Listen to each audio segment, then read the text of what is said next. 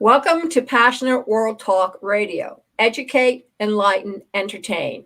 And this afternoon, our special guest is Lisa Sawicki, who is a life coach from San Diego. San Diego. Wow.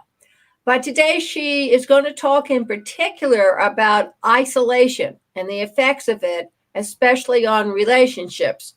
So, Lisa, please give a brief synopsis of who you are and why you feel that couples and families are in big trouble in today's pandemic.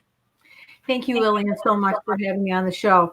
Um, I've been life coaching for a long time now, and even under normal life circumstances, I'm always having to teach people how to daily self-coach and manage their emotions, which are complicated.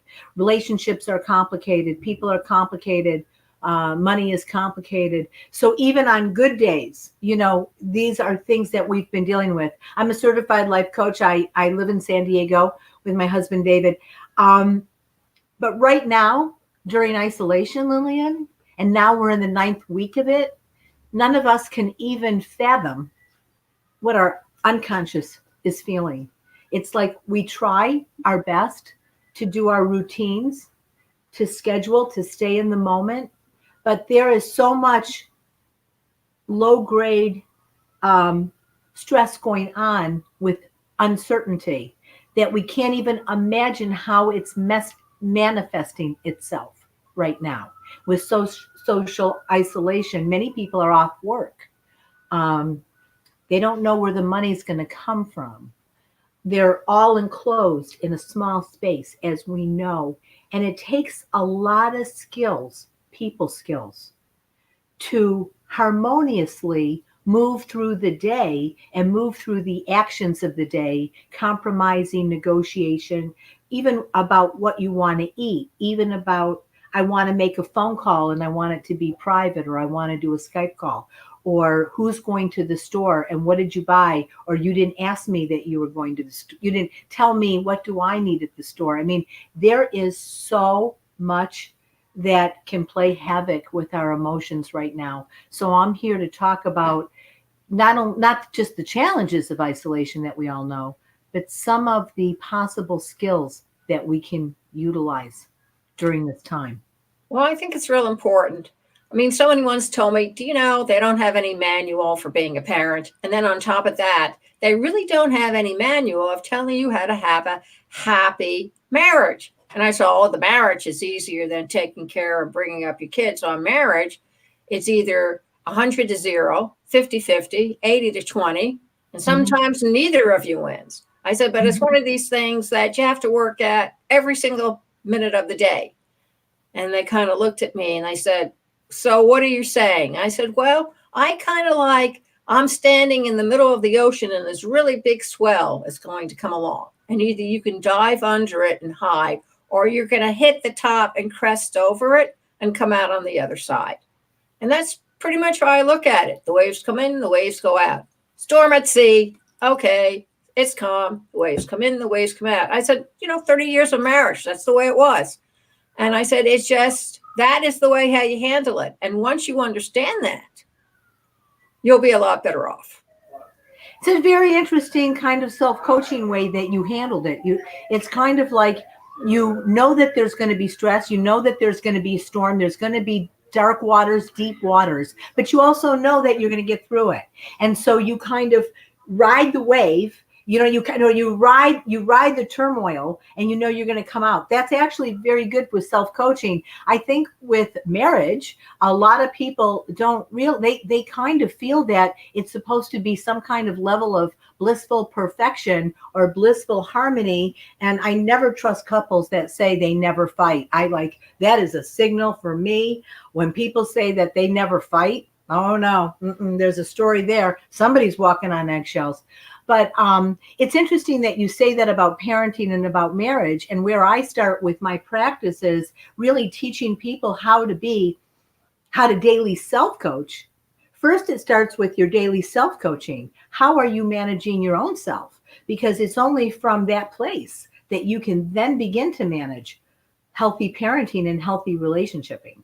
Really. So it's managing all these emotions and all these thoughts and the insecurities and the tweaks or the resentment or the anger or, oh, that wasn't my frame of it. I'm disappointed. I was looking forward to that. And now that's not happening.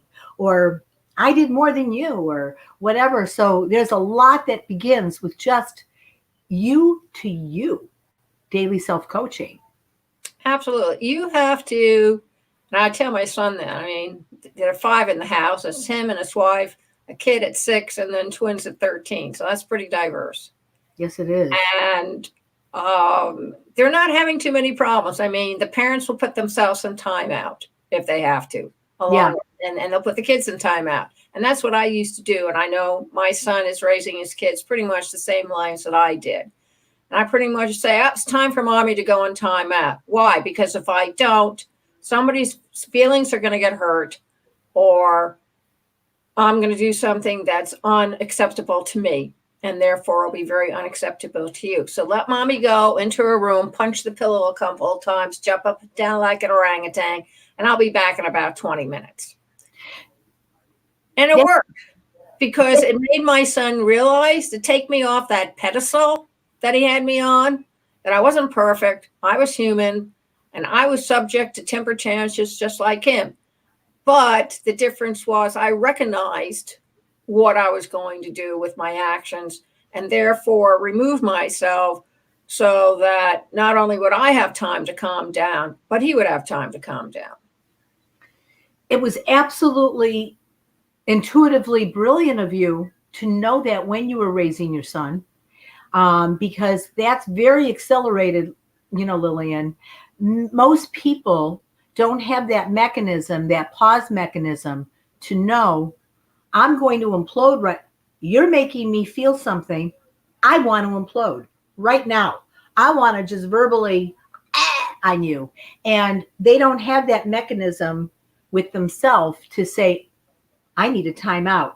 That's a very healthy skill to know when you're about to rise into that situation and to remove yourself from the room so you can calm down and you don't say something that you're going to regret for a lifetime or something that you cannot take back. See, I wish more people had that. I've even had to work on that myself, is not just to be direct and to say what I want from my perspective. It's taken a lot of effort on my part to not have to say every thought and be direct, because honesty is healing. Honesty and directness is not always healing in the moment. And sometimes you do have to remove yourself.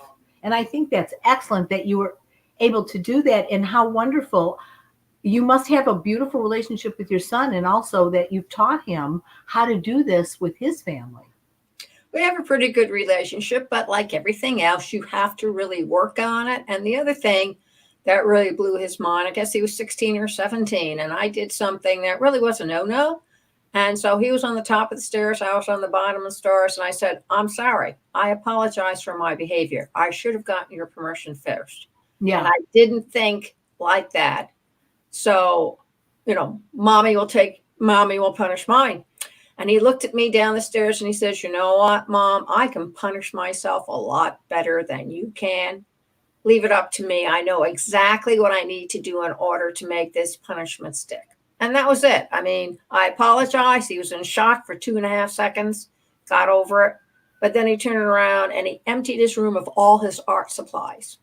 He's a world-renowned artist now, but he got rid of all his art supplies, anything that had to do, took his boom box out, removed the batteries, and everything he held dear in his teenage life. And he punished himself for 2 weeks or something like that, because between the two of us, we really managed to make a mess of things. But the thing of the matter was, he learned what his boundaries were for himself, so that as he got older, he could set his own boundaries without Mom being around and know what he should and should not be doing. And that's the first step that you want to encourage them to take when they start leaving the nest. Absolutely. That's very good. He sounds like a very mature person, emotionally mature person, to even at 16 years old to have done something like that. You said the word boundaries. There's probably nothing healthier in our skill set than boundaries with ourselves and boundaries with others. And that's really where it begins, and to understand the personal space. The other thing is that he knew that whatever you did, while maybe it wasn't the right call at the time, you never were mean spirited. And when a child knows that their parent is not mean spirited, or a spouse, but they're giving them feedback, or they're creating a situation, but it's not mean spirited, it's not a bully attack. It's a big difference. When Oh, absolutely. It's totally that. Yeah. So it's very, very interesting. And this isolation thing is, like I said, now we're going to the ninth week of it. And people have a lot of disappointments and fear. And how do you stay in the moment? And I think that what I want to tell your listeners or viewers, that don't take everything to heart. You're going to feel uncomfortable at times, just like you said. There's going to be storms, but you know that this moment's going to pass. And so when you're feeling that way, you don't have to dump all your feelings in an angry way. Try to go for a walk, take a time out, do something so that when you have a suggestion to your spouse or your family member, it comes off like, here's a suggestion, here's an option, not you did this and I felt this, and you're insensitive, and you're a narcissist and all the stuff. It's like to really just pause and come back when your feedback can actually be sensitive feedback. And starting with sometimes, when the house is messy, it makes me feel even more chaotic. I'm having to hold in so many chaotic feelings anyway, but I really need the living room and the dining room table to be straightened up. That really centers me, and it just helps me feel more centered. So when you can share those kinds of feelings that you have that work for you, as opposed to we need to do this, or you didn't do this, or we have to do this, but we get back to the feelings, it's going to help a lot with understanding what people should do. It's going to motivate them more.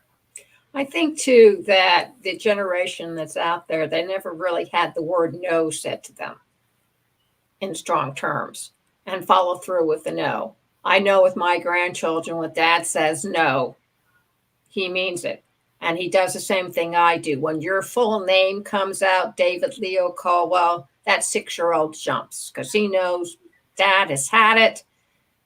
He should have calmed down. He should have done what he did. He didn't. And now he's really going to have to pay the price. And I think that a lot of people don't understand that this is not a vacation of any sort. It's really dangerous. You have close to 85,000 people, 90,000 people now dead.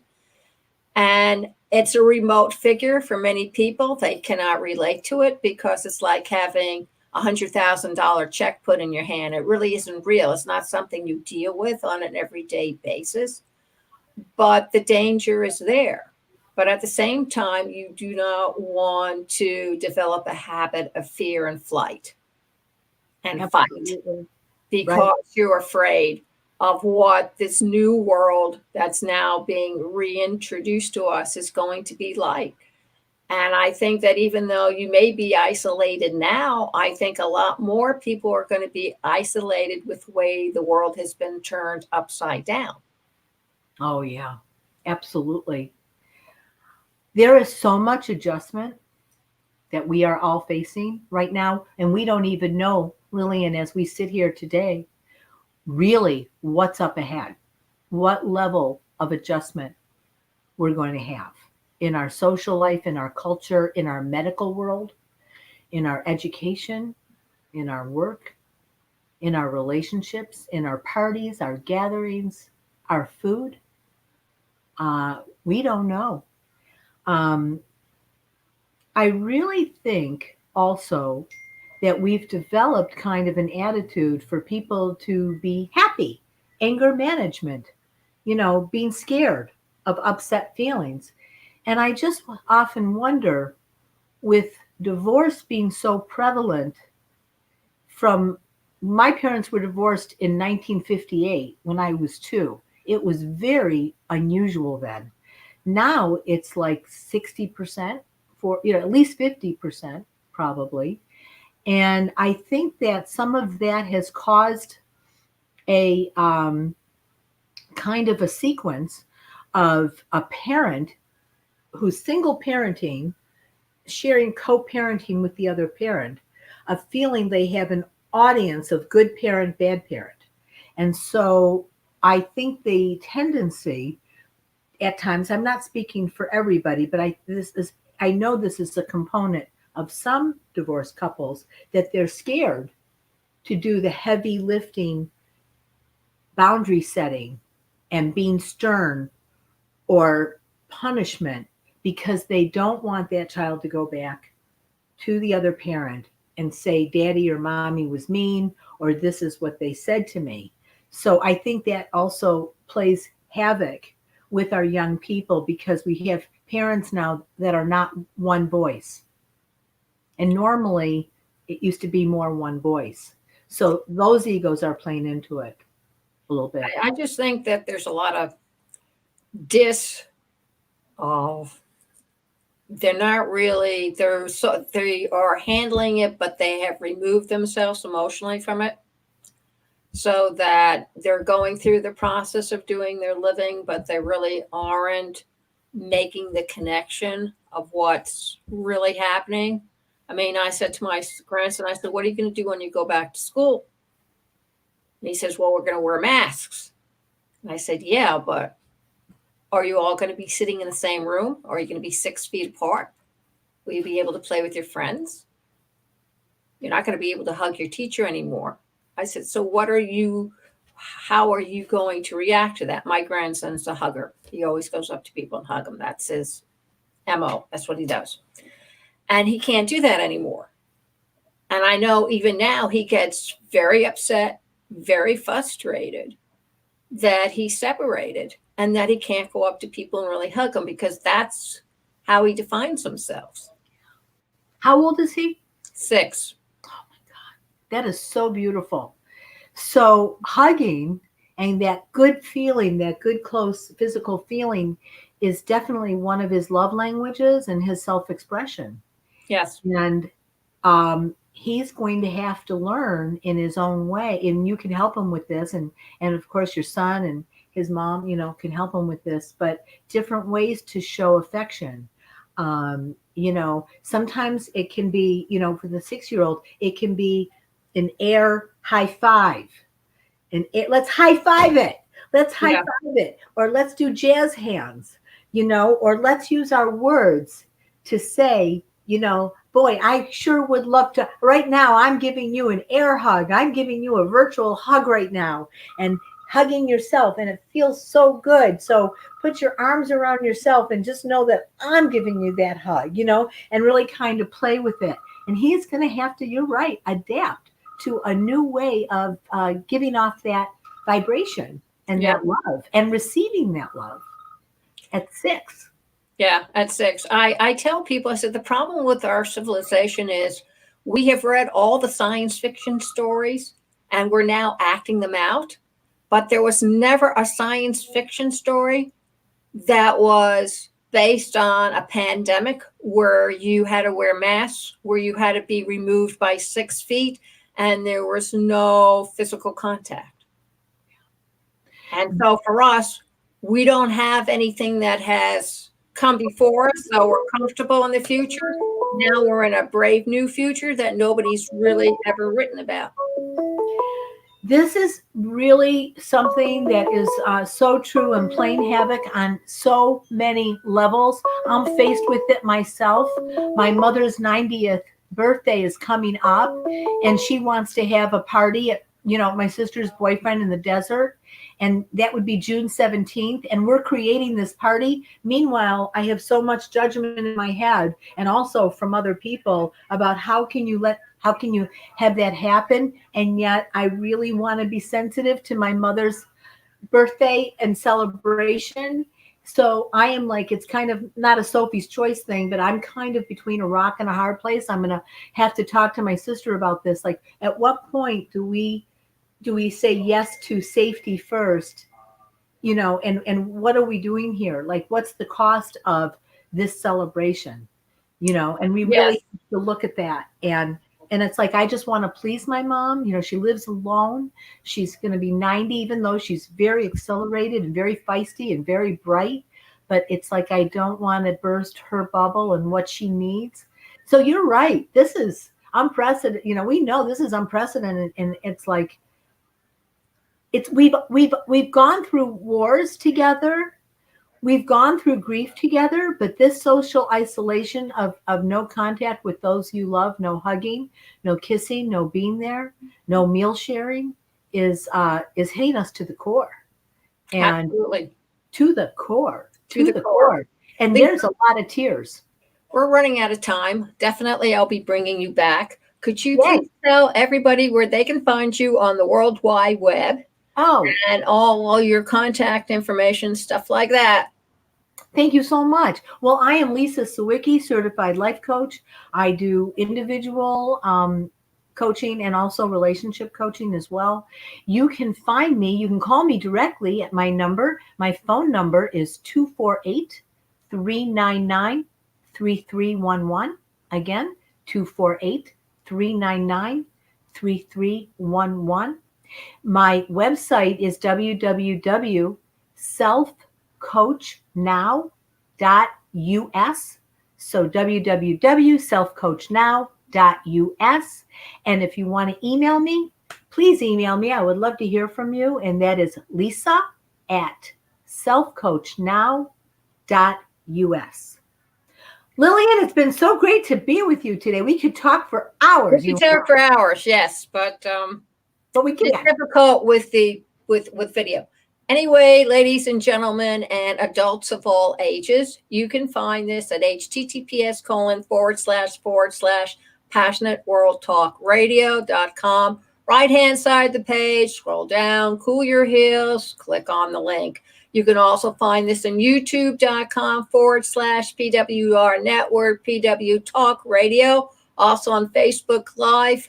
So it's facebook.com/Lillian Caldwell 35. Don't ask me where the 35 comes in. I don't know. And you can find it in all the directories. So before you go away and stray, Sir Charles Sherrington had this to say in 1940, there's nothing good or bad, but thinking makes it so. And nature has in that sense no thinking outside man's. He and his ethics stand alone.